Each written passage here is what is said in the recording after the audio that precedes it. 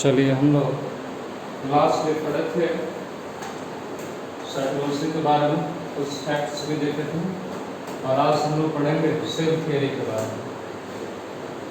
सबसे पहले कुछ साइंटिस्ट थे, जैसे एक जर्मन बोटैनिस्ट थे, उनका नाम था मैथियास स्वीडेन। क्या नाम था?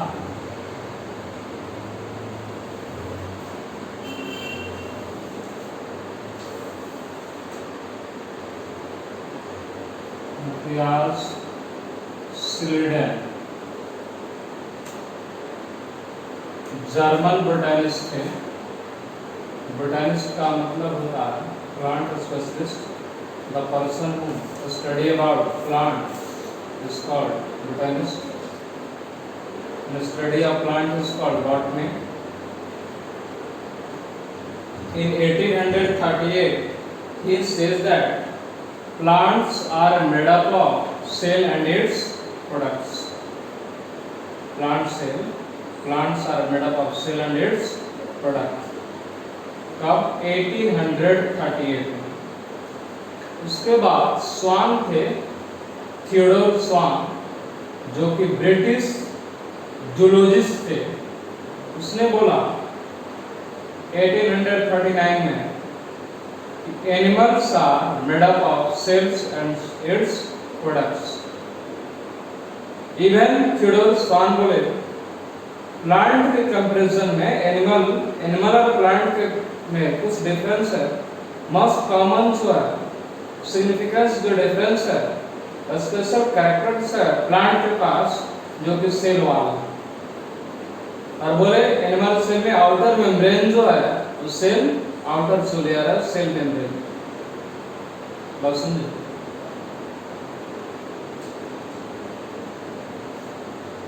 तो ये दोनों ने ऐसे स्वान जो है सेल हाइपोथेसिस दी 1839 में, मतलब कि animals are made up of cell and its product. बाद में दोनों ने मिलकर सेल थियरी दिया, इसमें उसमें बताया गया कि plants and animals are made up of cell and its product and cell is the structural and functional unit of life. लेकिन थियोडोर स्वान और Matthias Schleiden and Schwann failed हो गए जब इनसे पूछा गया न्यू सेल्स आता कहाँ से। इन लोगों ने बिलीव करता था कि न्यू सेल स्पॉन्टेनियस आ जाते हैं, बर्डिंग से होते हैं, न्यूक्लियस में कुछ डिवीजन होता है और उसके बाद से न्यू सेल्स आते हैं। इसने इसको बता नहीं पाया क्लियर, इसलिए सेल थियरी जो स्वीडेन और स्वान दिए थे वो फेल हो गया। उसके बाद रुडोल्फ बर्सो आते हैं, उसने जो है इस क्वेश्चन का जवाब दिया। उसने बोला cells arises from pre existing, उसी को अपने वर्ड में बोले ओमनिस सेलुला ई सेलुला। तो सेल थियरी को मॉडिफाइड कर दिए और उसी के नाम से हम जानते हैं मॉडर्न सेल थियरी। तो मॉडर्न सेल थियरी प्रपोज कौन किए? रुडोल्फ बर्सो। बहुत सुंदर, क्लियर है? और भी कुछ थियरी है, जैसे मैक्स एस्पर्ट्स थे, प्रोटोप्लाज्मिक थियरी दिए। उसने बोला living matter of cell is not cytoplasm but protoplasm, मतलब प्रोटोप्लाज्म जो है सेल का लिविंग मैटर है। बात सुनिए, कोई दिक्कत?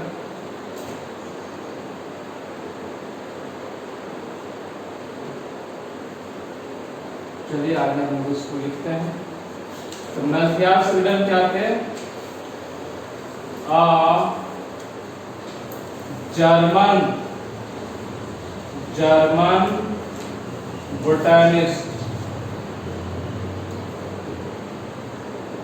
बात सुन ले, क्या थे? जर्मन बोटैनिस्ट थे। इन 1838 he stated that plants are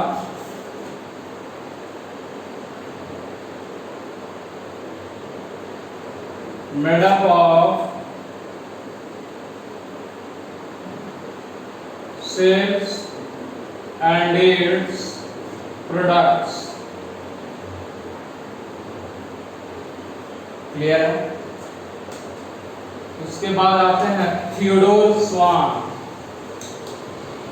Theodore swan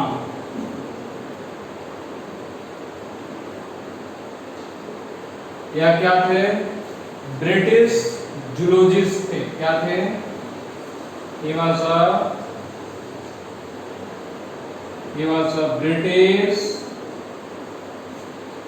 zoologist. British zoologist.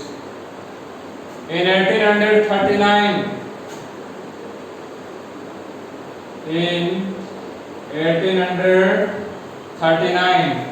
he states that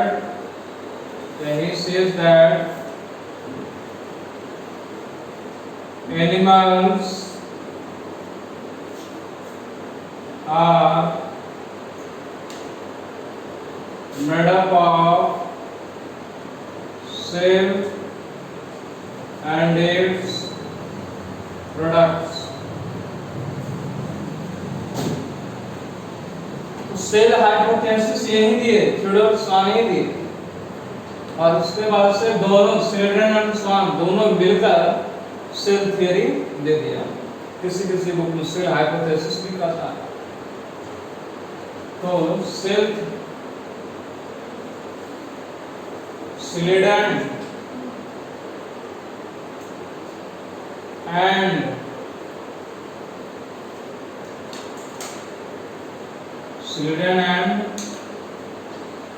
swan together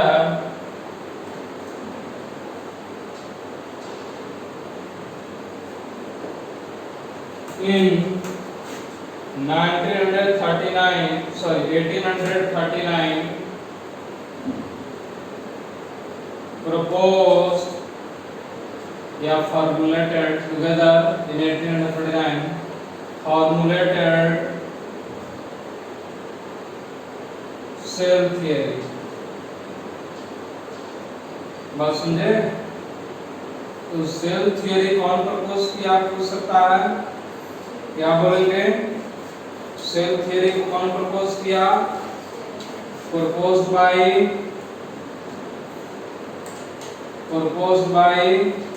Sliden and Swan। बात समझे? proposed by Sliden and Swan in 1839। Fundamental features क्या थे? Features of cell theory. Fundamental feature क्या था?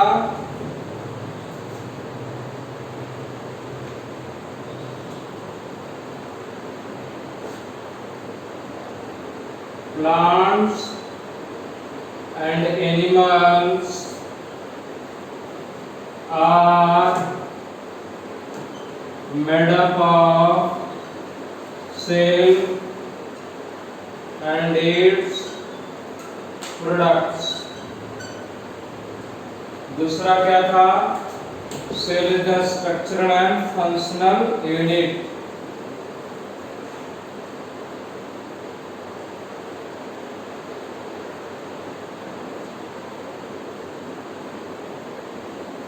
Cell is the structural and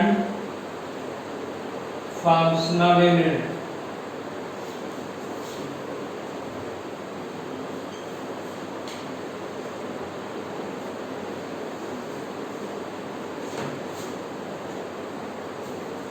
अब इनका drawback क्या हो गया? इसने नहीं बताया कि आखिर न्यू सेल्स आते कहां से। तो न्यू सेल्स कहां से आते हैं? न्यू सेल्स आते हैं पेरेंट्स से।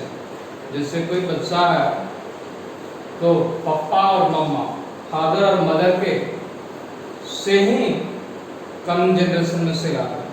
अगर फादर मदर से सेल नहीं आएगा तो फिर कहाँ से आएगा, पॉसिबिलिटी नहीं। तो इसको ये दोनों बताने से इनकार करके ये नहीं बताता, इसलिए दे फेल्ड लिखता है, सिलिंडर and Schwann failed to explain how the new cells arise. They believe that cells arise spontaneous, मतलब स्वतः अपने आप, या it might be from the division of या बर्डिंग ऑफ न्यूक्लियस, न्यूक्लियस से बर्डिंग करके कुछ इस तरह होते हैं, जो कि गलत है, इस तरह की बात नहीं है। बात समझे? तो मॉडर्न सेल थ्योरी इसका भी एक्सेप्शन है, इसमें भी वायरस जो है, वायरस बारवार्ड्स प्राइम्स जो सेल और सेल के प्रोडक्ट से नहीं बने रहते हैं, इसका एक्सेप्शन है। बात समझे? चलो आगे हम लोग मॉडर्न सेल थियरी, क्या modern cell theory, modern cell theory, modern cell theory कौन प्रपोज किया? प्रपोज्ड बाय कौन? Rudolf Virchow. कौन? रुडोल्फ वर्चोव, याद रखेंगे। Modern cell theory proposed by Rudolf Virchow. इसका इनका स्टेटमेंट क्या था या क्या बोले? Features of modern cell theory, features of modern cell theory. पहला feature, all living organisms are made up of cell। all living organisms, इसने तो सिर्फ प्लांट और एनिमल को बतलाया, इनका स्टेटमेंट क्या हो गया? all living organisms are made up of cell and its products। क्या? all living organisms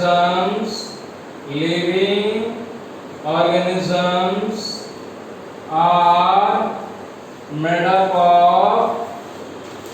up of cell and its products। all living organisms are made up of cell and its products। बात समझे? दूसरा, cell is the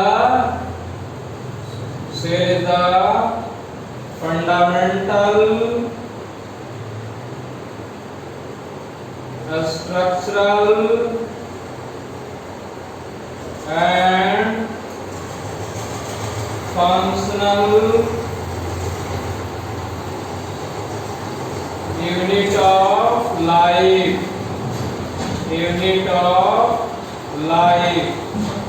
Cell is the structural and functional unit of life।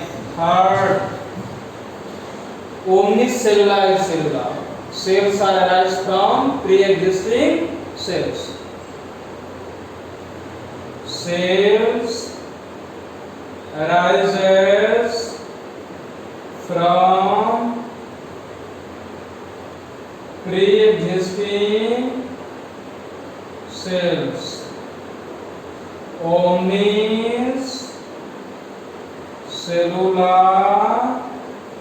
e-cellular, यही उनका statement था Rudolf वर्चोव का। omnicellular e-cellular, इसका मतलब क्या होता है? cells arises from pre-existing parent cell। बस समझे? Next, cell is the basis of life। cell क्या है? जीवन का आधार है। अगर सेल ना होता तो कोई जीवन ना होता। Cell is the basis of life. बात समझे?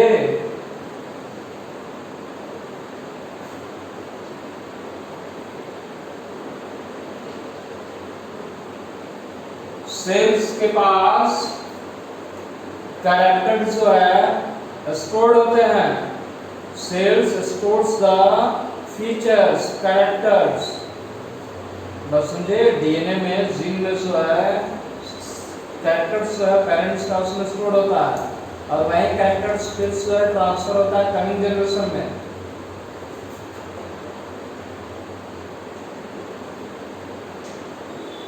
Sales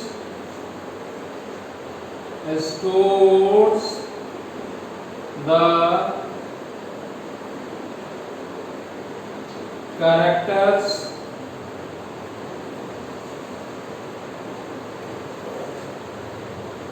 cell passes the character from one generation to next generation.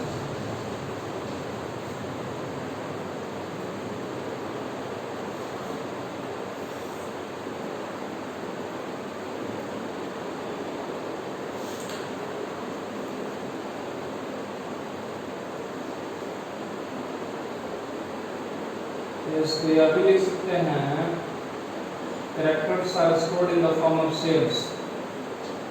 Characters are stored in the form of cells. Cells passes the characters from one generation to the next.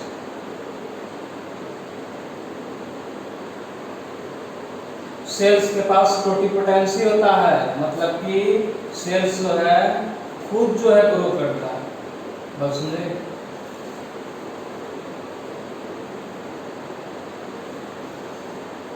Sales है totipotency. चलिए, ये सब feature हो गया। Most important जो है first, second, third, most important features जो है मॉडल सेल थ्योरी का यही है, ये भी जो है उसी के फीचर में आ सकता है। अब हम लोग देखेंगे exceptions of cell theory. Clear है? Right on fast.